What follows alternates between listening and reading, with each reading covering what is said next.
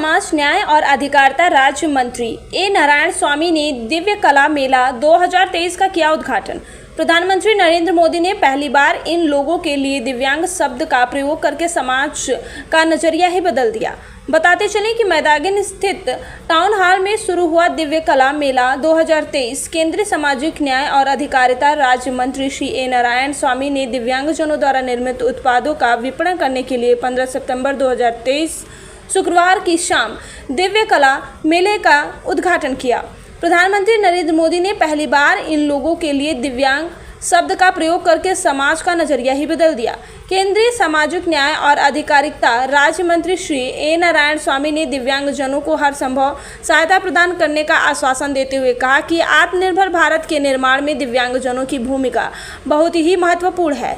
CMD NDFDC नवीन शाह ने कि प्रधानमंत्री नरेंद्र मोदी ने ही पहली बार इन लोगों को दिव्यांग शब्द देकर समाज में लोगों की सोच ही बदल दी।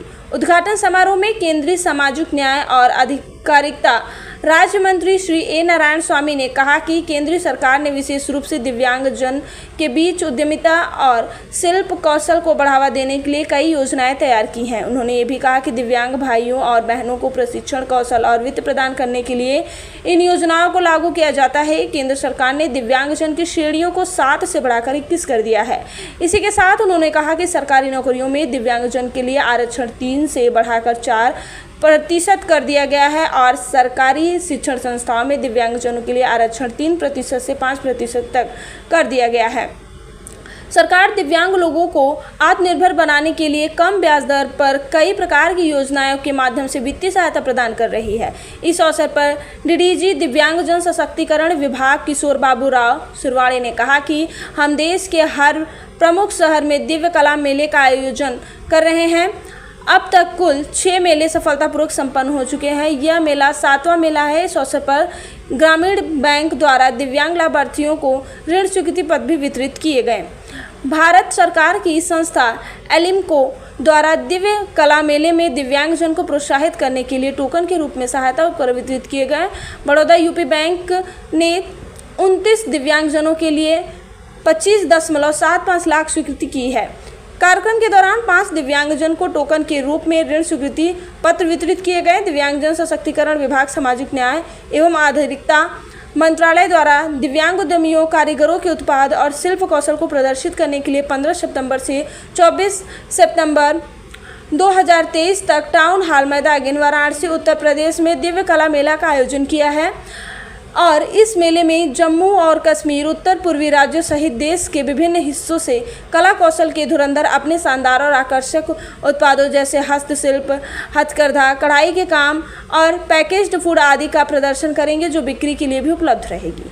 यह दिव्यांगजन के आर्थिक सशक्तिकरण की दिशा में एक अनूठी पहल है। दिव्य कला मेला दिव्यांगों के उत्पादों और कौशल के विपणन और प्रदर्शन के लिए एक बड़ा मंच प्रस्तुत करता है। दिव्य कला मेला में लगभग 20 राज्यों, केंद्र शासित प्रदेशों के लगभग 100 दिव्यांग कारीगर, कलाकार और उद्यमी अपने उत्पादों और कौशल का प्रदर्शन कर रहे हैं। ये मेला वोकल फॉर लोकल की अवधारणा को जन जन तक पहुंचाने का सशक्त माध्यम साबित हो रहा है, जिसमें दिव्यांग शिल्पकारों द्वारा बनाए गए उत्पादों के प्रदर्शन और बिक्री को देश भर में उचित मंच उपलब्ध कराकर प्रोत्साहित किया जाता है। वाराणसी से रविंद्र गुप्ता की ये report. It is a pleasure for me to present at this inauguration of Divya Kala Mela Varanasi, sponsored by Department of Social Justice and Empowerment.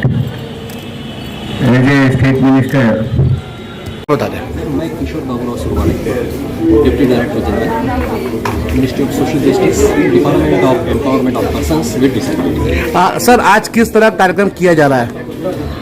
आज कार्यक्रम हम लोगों ने दिव्य कला मेला जो वाराणसी में लगाया है, ये मेला हमारा अगले 10 दिन तक चलेगा। इसमें हम लोगों ने 100 स्टॉल्स दिव्यांगजनों के लिए लगाए हैं। इसमें जो दिव्यांगजनों ने बनाए हुए जो प्रोडक्ट्स हैं वो इसमें बेचे जाएंगे और इसमें से उन्हें जो प्रॉफिट मिलेगा वो उनके चलेगा। आज तक हमारे डिपार्टमेंट में 7 दिव्य कला मेला और आगे आने वाले दिनों में 8 मेला। सर इस मेले का उद्देश्य क्या है? इस मेले का उद्देश्य हमारा यही है कि जो हमारे दिव्यांगजन भाई हैं, ये जो अपनी स्किल दिखाते हैं, जो भी कुछ करते हैं, छोटा मोटा काम करते हैं, जो प्रोडक्ट्स बनाते हैं, उनको अच्छा प्लेटफॉर्म मिले। और ये हम इसके दावे के साथ कहना चाहूँगा मैं कि अगले जो पिछले हमारे 7 दिव्य कला मेला जो है उसके प्रोडक्ट्स पहले 3 या 4 दिन के अंदर ही सब खत्म होना चाहिए। उसके बाद उन्हें वापस अपने गांव से प्रोडक्ट्स मंगवाने पड़ेंगे और अगले 7 दिन तक उन्हें बेचेंगे।